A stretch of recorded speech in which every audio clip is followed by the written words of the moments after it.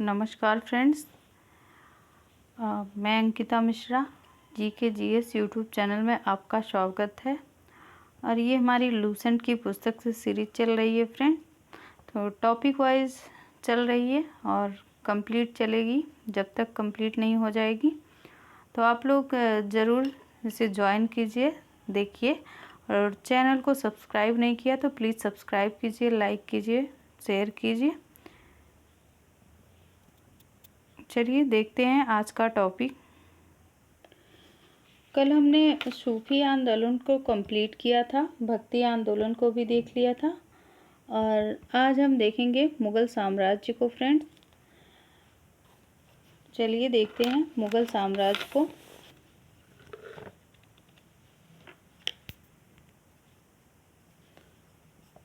देखते हैं। मुग़ल वंश का संस्थापक बाबर था। बाबर एक उत्तरवर्ती मुग़ल शासक तुर्क एवं सुन्नी मुसलमान थे। तो नाम से ही जाहिर है, बाबर एवं उत्तरवर्ती मुग़ल शासक तुर्क एवं सुन्नी मुसलमान थे। बाबर ने मुग़ल वंश की स्थापना के साथ साथ पादशाही की स्थापना की है, जिसके तहत शासक को बादशाह कहा जाता है। तो मुग़ल, सबसे पहले मुग़ल किस वंश का संस्थापक था? बाबर किस वंश का संस्थापक था? तो ये मुग़ल वंश का संस्थापक था।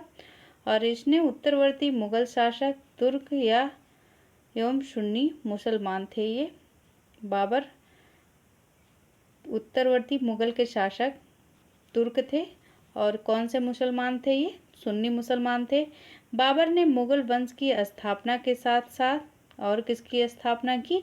पादशाही की स्थापना की, जिसके तहत शासक को बादशाह कहा जाता था। आगे देखते हैं फ्रेंड। बाबर का समय 1526 से 1530 ईस्वी था। बाबर का जन्म फरवरी में 1483 ईस्वी में हुआ। इनके पिता उमर शेख मिर्ज़ा फरगाना नामक छोटे राज्य के शासक थे। फरगाना की गद्दी पर 8 जून 1494 में बैठा। तो देखिए, बाबर का जन्म फरवरी 1483 में हुआ। पिता का नाम उमर मेख मिर्ज़ा फरगाना मिर्ज़ा था और ये फरगाना नामक छोटे से राज्य के शासक थे। और बाबर फरगाना की गद्दी पर कब बैठा? तो 8 जून 1494 ईस्वी में बैठा। आगे देखते हैं। बाबर ने 1507 में बाबर शाह की उपाधि धारण की, जिसे अब तक किसी तैमूर शासक ने नहीं धारण की है। तो बाबर ने ऐसी उपाधि धारण की थी जिसे अभी तक किसी ने नहीं धारण की थी, किसी तैमूर ने नहीं धारण की थी। बाबर के 4 पुत्र थे, हुमायूं, कमरान, अस्करी, हिंदाल। बाबर के कितने पुत्र थे? 4 पुत्र थे, हुमायूं, कामरान, अस्करी तथा हिंदाल। बाबर ने भारत पर 5 बार आक्रमण किया। बाबर का भारत के विरुद्ध किया गया प्रथम अभियान 1519 में यूसुफ जाई जाति के विरुद्ध हुआ था। तो कितनी बार आक्रमण किया इन्होंने? 5 बार आक्रमण किया। और ये बाबर भारत के विरुद्ध किया था ये 5 बार आक्रमण। और प्रथम अभियान 1519 ईस्वी में यूसुफ जाई जाति के विरुद्ध था। ये यूसुफ जाई एक जाति थी जिसके विरुद्ध यह अभियान था इनका। और इस अभियान में बाबर ने बाजौर और भेरा को अपने अधिकार में कर लिया था। इस अभियान में बाबर ने बाजौर और भेरा को अपने अधिकार में कर लिया था। आगे देखते हैं फ्रेंड्स। पानीपत के प्रथम युद्ध में बाबर ने पहली बार तुगलमा युद्ध नीति एवं तोपखाने का प्रयोग किया था।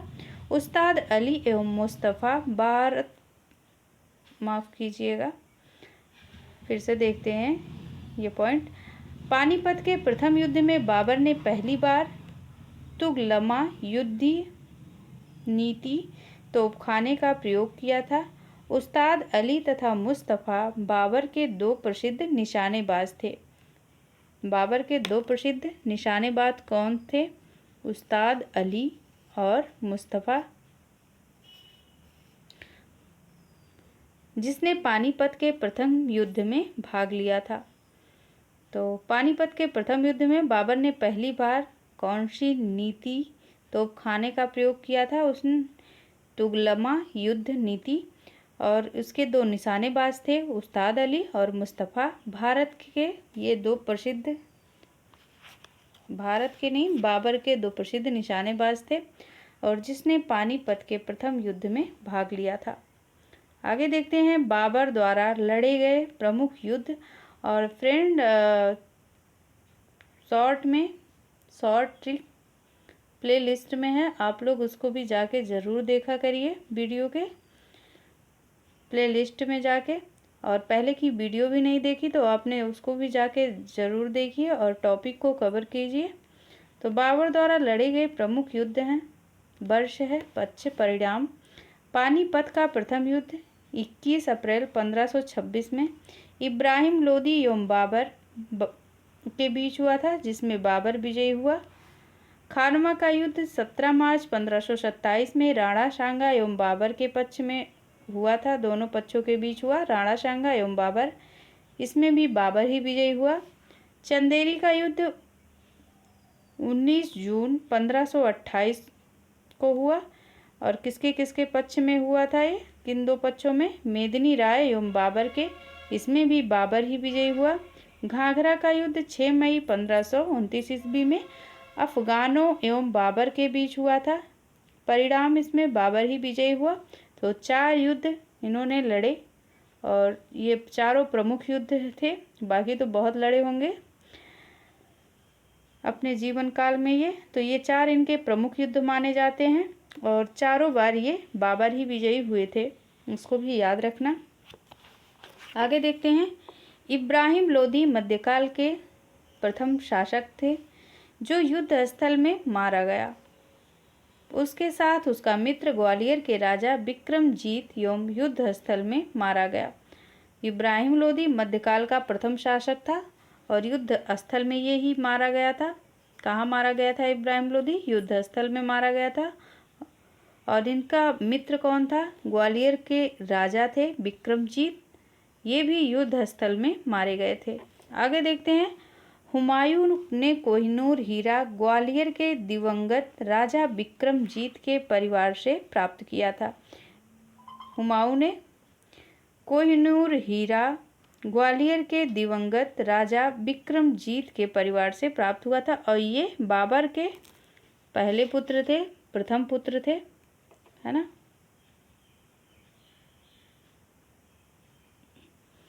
बाबर के 4 पुत्र थे ना और चारों में ये प्रथम पुत्र थे।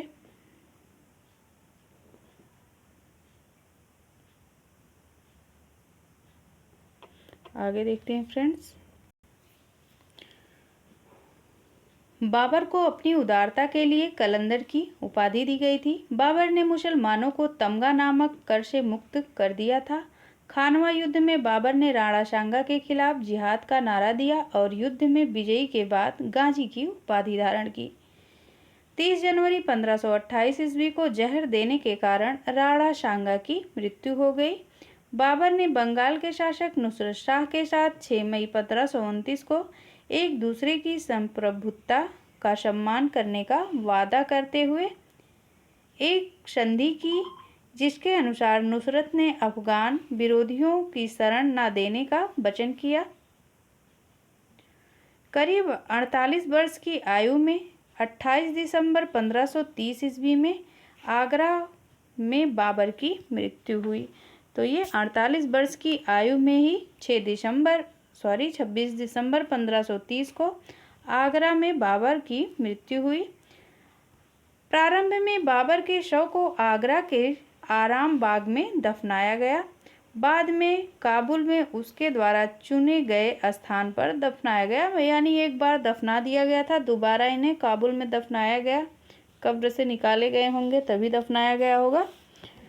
आगे देखते हैं। बाबर की मातृभाषा तुर्की थी। लेकिन अरबी और फारसी का भी अच्छा ज्ञाता था। बाबर ने अपनी आत्मकथा बाबरनामा तुर्की की रचना की, जिसका अनुवाद बाबर में फारसी भाषा में जिसका अनुवाद रहीम खान खाना ने किया। अपनी आत्मकथा में बाबर ने औपचारिक बागों की योजना और उनके बनाने में अपनी रुचि का वर्णन किया।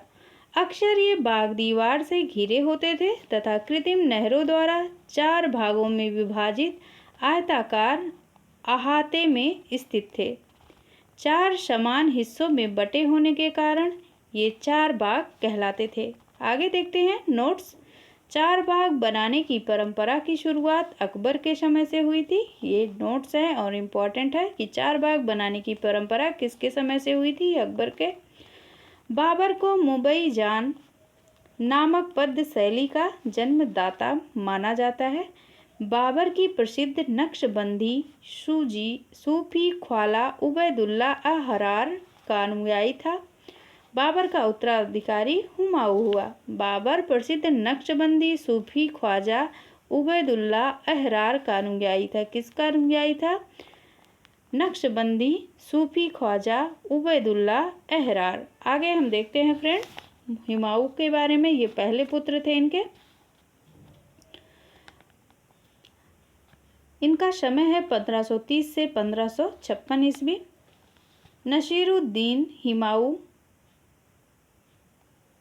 29 दिसंबर 1930 ईस्वी को आगरा में 23 वर्ष की अवस्था में सिंहासन पर बैठा। गद्दी पर बैठने से पहले हुमायूं बदख्श खां का सूबेदार था। जब वो गद्दी पर बैठा तो उससे पहले वो बदख्श खां का सूबेदार था। फ्रेंड, अगर उच्चारण में समस्या हुई हो आपको तो आप एक बार खुद पढ़ सकते हैं इसको। और अपने पिता के निर्देशन के अनुसार हुमायूं ने अपने राज्य का बंटवारा अपने भाइयों में कर दिया। इसमें कामरान को काबुल और कंधार, मिर्जा अस्करी को संभल, मिर्जा हिंदाल को अलवर और मेवाड़ की जागीरें दी। तो इनके कामरान जो थे दूसरे नंबर के पुत्र थे बाबर के। तो कामरान को इन्होंने क्या दिया? काबुल, कंधार मिर्जा अस्करी को संभल और मिर्जा हिंदाल को अलवर की मेवाड़ की जागीरें दी। अपने चचेरे भाई सुलेमान मिर्जा को हुमायूं ने बदख्श खां का प्रदेश दिया। मतलब अब ये गद्दी पर बैठ चुके थे तो इन्होंने बदख्श खां की गद्दी किसको दी? अपने चचेरे भाई सुलेमान मिर्जा को। आगे देखते हैं 1533 ईस्वी में हुमायूं ने दीन पनाह नामक एक नगर की स्थापना की। दीन पनाह नामक नगर की स्थापना हुमायूं ने 1533 में की। चौसा युद्ध 25 जून 1539 ईस्वी में शेर खां एवं हुमायूं के बीच हुआ और इस युद्ध में शेर खां विजयी रहा। इस युद्ध के बाद शेर खां ने शेर शाह की पदवी ग्रहण की। और बिलग्राम या कन्नौज युद्ध 17 मई 1540 ईस्वी में शेर खां एवं हुमायूं के बीच हुआ और इस युद्ध में हुमायूं पराजित हुआ। शेर खां ने आसानी से आगरा और दिल्ली पर कब्जा कर लिया। बिलग्राम युद्ध के बाद हुमायूं सिंध चला गया, जहां उसने 15 वर्ष तक घुमक्कड़ों जैसा निर्वासित जीवन व्यतीत किया। निर्वासन के समय हुमायूं ने हिंदाल के आध्यात्मिक गुरु फारसी भाषी शिया मीर बाबा दोस्त उर्फ मीर अली अकबर जामी की पुत्री हमीदा बानो बेगम से 29 अगस्त 1541 में निकाह कर लिया। तो हुमायूं ने हिंदाल के आध्यात्मिक गुरु फारसी वासी के शिया मीर बाबा के दोस्त उर्फ मीर अली की अकबर जामी की पुत्री हमीदा बानो बेगम। तो आप सिंपल याद कर सकते हैं कि हुमायूं की पत्नी का नाम हमीदा बानो बेगम से 29 अगस्त में 1541 में निकाह कर लिया। कालांतर में हमीदा से ही अकबर जैसे महान सम्राट का जन्म हुआ। एक बार हम फिर से देखते हैं ये इम्पोर्टेंट स्टेटमेंट। निर्वासन के समय, निर्वासन यानी जब वहाँ से वो निर्वासित हो गए, निकल गए थे, तब उन्होंने हिंदाल के, जब बिलग्राम युद्ध से वो निष्कासित हो गए थे, उसके बाद ही उन्होंने हिंदाल के आध्यात्मिक गुरु फारसी वासी सिया मीर बाबा दोस्त उर्फ मीर अली अकबर जामी की पुत्री हमीना बानो बेगम से 29 अगस्त 1541 को निकाह कर लिया। कालांतर में हमीदा से ही अकबर जैसे महान सम्राट का जन्म हुआ। 1555 ईस्वी में हुमायूं ने पंजाब के सूरी शासक सिकंदर को पराजित कर पुनः दिल्ली की गद्दी पर बैठा। आगे देखते हैं फ्रेंड। हुमायूं द्वारा लड़े 4 प्रमुख युद्धों का क्रम है। पहला युद्ध है देवरा 1531, चौसा 1539, बिलग्राम 1540 एवं सरहिंद का युद्ध 1555। तो हुमायूं द्वारा लड़े गए कौन कौन से युद्ध थे? देवरा, चौसा, बिलग्राम, सरहिंद का युद्ध। आगे देखते हैं फ्रेंड। 1 जनवरी 1556 ईस्वी को दीन पनाह भवन में स्थित पुस्तकालय की सीढ़ियों से गिरने के कारण हुमायूं की मृत्यु हो गई, और ये बहुत बार परीक्षा में पूछी गई है कि हुमायूं की मृत्यु कैसे हुई है। तो दीन पनाह भवन में स्थित पुस्तकालय की सीढ़ियों से गिरने के कारण हुमायूं की मृत्यु हुई है। हुमायूं के बारे में इतिहास लेन पूल ने कहा कि हुमायूं गिरते पड़ते इस जीवन से मुक्त हो गया, ठीक उसी तरह जिस तरह तमाम जिंदगी वह गिरते पड़ते चलता रहा था। हुमायूं नामा की रचना गुलबदन बेगम ने की थी। हुमायूं ज्योतिष में विश्वास करता था, इसीलिए उसे सप्ताह में 7 दिन 7 रंग के कपड़े पहनने के नियम बनाए थे। ये भी इम्पोर्टेंट है कि कौन सा शासक था जिन्होंने सप्ताह में 7 रंग के कपड़े पहनने के नियम बनाए थे। तो ये हुमायूं ही था। इसको भी आप अच्छे से रीड करिए फ्रेंड्स। आगे हम देखेंगे शेर शाह को। और शेर शाह का जन्म 1540 ईस्वी में और मृत्यु 1545 ईस्वी में हुआ था। सूर साम्राज्य का संस्थापक अफगान वंशीय शेर शाह सूरी था। कहाँ का संस्थापक था ये? अफगान वंशीय, अफगान वंश का ये शासक था। डॉक्टर KR कानूनगो के अनुसार हरियाणा प्रांत के नारनौल महेंद्रगढ़ स्थान पर इब्राहिम के पुत्र हसन के घर वर्ष 1486 में शेर शाह का जन्म हुआ था। परमात्मा शरण का विचार है कि शेर शाह का जन्म 1472 ईस्वी में हुआ। इसके बचपन का नाम फरीक खां था। यह सूर वंश का से संबंधित था। इनके पिता हसन खां जौनपुर राज्य से अंतर्गत सासाराम के जमींदार थे। फरीद ने एक शेर को तलवार के एक वार से ही मार दिया था। उसकी इस बहादुरी से प्रसन्न होकर बिहार के अफगान शासक सुल्तान मोहम्मद बहार खां लोहानी ने उसे शेर खां की उपाधि प्रदान की थी। आगे देखते हैं फ्रेंड्स।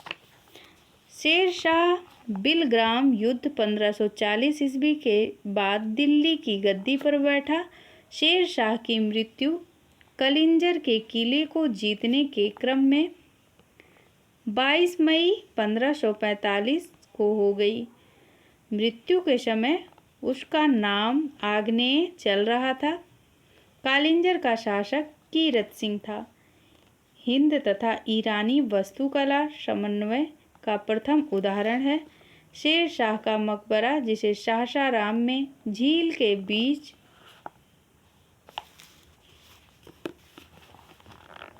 झील के बीच टीले पर निर्मित किया गया है।